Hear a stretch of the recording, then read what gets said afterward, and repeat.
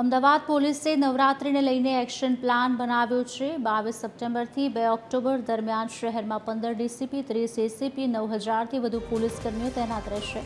આ ઉપરાંત 49 she team, 123 PCR van પણ તૈનાત રહેશે। અત્યાર સુધી 84 અરજી આવી હતી, જેમાંથી 29ને મંજૂરી આપવામાં આવી છે।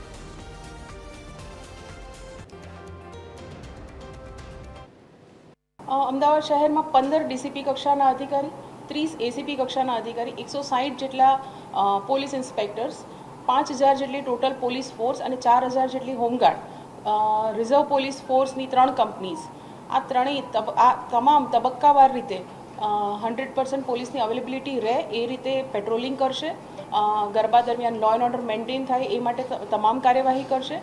નવરાત્રિના હવે ગણતરીના કલાકો બાકી રહ્યા છે, તેવામાં ગુજરાત પોલીસ અને વાત કરવામાં આવે તો અમદાવાદ પોલીસ તૈયાર થઈ ચૂકી છે। આપણે સીધા દ્રશ્યો કંટ્રોલ રૂમના બતાવીશું કે જ્યાં સુરક્ષા વ્યવસ્થાના લઈને કંટ્રોલ રૂમના માધ્યમથી સીધા દ્રશ્યો જે છે તે આપણે કંટ્રોલ રૂમમાં બતાવી રહ્યા છે કે જ્યાંથી અમદાવાદ પોલીસ જે છે તે તમામ જે પાર્ટી પ્લોટ્સ હોય કે જે શેરી ગરબા હોય તમામ એની ઉપર જે છે સીધી નજર રાખશે। બીજી વસ્તુ જ્યાં અસામાજિક તત્વો હોય કે બીજી કઈ ગતિવિધિ કરતા લોકો હોય તેમનું ઉપર જે છે સીધી નજર રાખવામાં આવશે। અને જે આ મોટી સ્ક્રીન દેખાઈ રહી છે તેવામાં તે સ્ક્રીનમાં સાફ દેખાવામાં આવી રહ્યો છે કે જે પ્રમાણે લોકો હોય છે કઈ રીતની ગતિવિધિ કરી રહ્યા છે, સાથે ક્યાં જઈ રહ્યા છે, તમામ ગતિવિધિ ઉપર અમદાવાદ પોલીસ નજર રાખી રહી છે।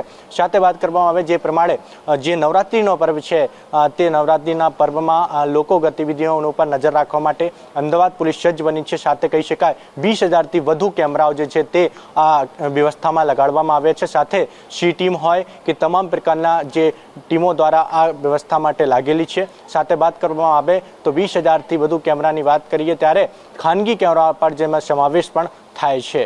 કેમેરામેન હેમંત ગાયકવાડના સાથે શિવાંશુ સિંહ, TV 13 અમદાવાદ।